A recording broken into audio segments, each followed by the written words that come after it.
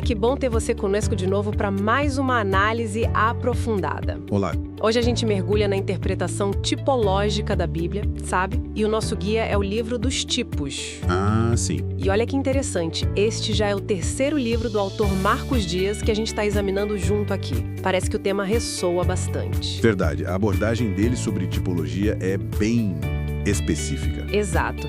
Então, nossa missão é tentar entender como Marcos Dias usa essas figuras, esses eventos lá do Antigo Testamento, os tipos, né?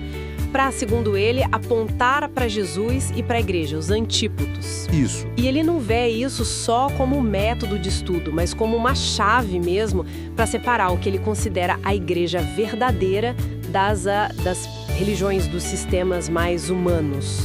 Ok, então, bora entender isso melhor. E o ponto central do Marcos Dias é essa dinâmica tipo e antipo. O tipo, que pode ser uma pessoa, um objeto, um evento lá no Antigo Testamento, é como se fosse uma sombra, né? Uma prévia. Exatamente. E o antipo é a realidade, é o cumprimento dessa sombra. Geralmente em Cristo ou na igreja, e é sempre visto como algo superior, mais completo que o tipo.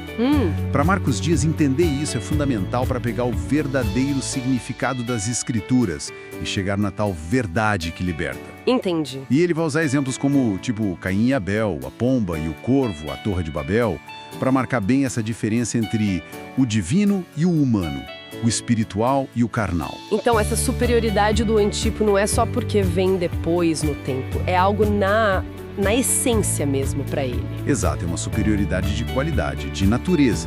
Isso fica claro nos exemplos. Pega Caim e Abel. Certo. Tipo, a igreja que ele chama de revelada. A ideal, digamos assim. Isso. Já Caim, que oferece os frutos da terra, representa o esforço humano, a religião que depende de obras. E aí ele conecta isso com o que chama de religião nicolaíta. Nicolaíta? O que seria isso na visão dele? É um termo que ele usa para descrever sistemas religiosos que, para ele, comprometem a liderança do Espírito Santo com hierarquias e estruturas humanas, sabe? E ele liga isso espiritualmente à Babilônia. Entendi. Uma crítica direta às estruturas organizadas. E essa lógica se repete nos outros exemplos. Pomba e corvo, por exemplo. Sim, a linha é a mesma. Pensa na arca, que para ele é um tipo de Cristo. O corvo sai primeiro, né? Sim. Ele representa uma natureza que Marcos Dias descreve como mista. Pousa na carniça, vai e volta. Simboliza quem se alimenta, digamos, tanto da palavra quanto das coisas do mundo. Não há uma separação total. Interessante. Fica no meio termo, então. Exato. E a pomba? Ah, pomba, imagino que seja o contrário. Isso mesmo. A pomba não acha lugar para pousar fora da arca. Ela volta para Noé. Ela só come o que é puro. Para Marcos Dias, ela simboliza o Espírito Santo, ou então o crente que nasceu de novo de verdade, que não se mistura com o mundo, que só encontra descanso em Cristo. Entendi. Ele vê a pomba como um símbolo do remanescente fiel, especialmente para o fim dos tempos. Faz sentido dentro da estrutura dele. E a Torre de Babel, como entra aí? Babel com Nimrod é o grande exemplo da construção humana que busca o próprio nome, a própria glória. Façamos para nós um nome, né? Certo. Para Marcos Dias, isso é o tipo perfeito das religiões, das denominações criadas por homens. A Babilônia espiritual, que significa confusão. É o homem tentando chegar no céu por conta própria, em oposição ao plano de Deus que vem até o homem. E aí que a coisa fica mais prática, digamos assim.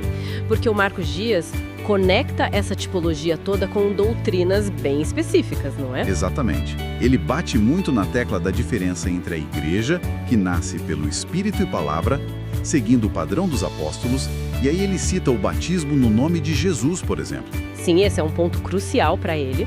E as religiões que são fundadas por homens, com seus credos, dogmas e o que ele vê como desvios, tipo o batismo nos títulos Pai, Filho e Espírito Santo. Exato. Se a gente junta tudo isso, para Marcos Dias, a tipologia não é só um jeito de ler a Bíblia. É uma ferramenta dada por Deus para discernir o que é autêntico espiritualmente. Uma ferramenta de separação quase. O contraste que ele sempre faz é esse. A igreja genuína que nasce do Espírito, guiada pela palavra revelada, simbolizada por Abel, pela pomba, versus os sistemas religiosos humanos baseados no esforço próprio, em dogmas, muitas vezes comprometidos com o mundo, simbolizados por Caim, pelo corvo, por Babel, pelos Nicolaitas, pela Babilônia. E seguir certos padrões bíblicos, como essa fórmula do batismo que você falou, vira para ele um sinal claro, visível dessa diferença fundamental. A argumentação dele é bem amarrada, dentro da lógica que ele propõe. E ele defende isso com muita convicção, como sendo a chave para a verdade que liberta. Muita convicção. Então, fica a reflexão, né? Diante de uma interpretação tão assertiva, que traça linhas tão nítidas entre o verdadeiro e o falso, usando tipos e doutrinas específicas, como é que alguém hoje navega por afirmações tão fortes assim no cenário religioso?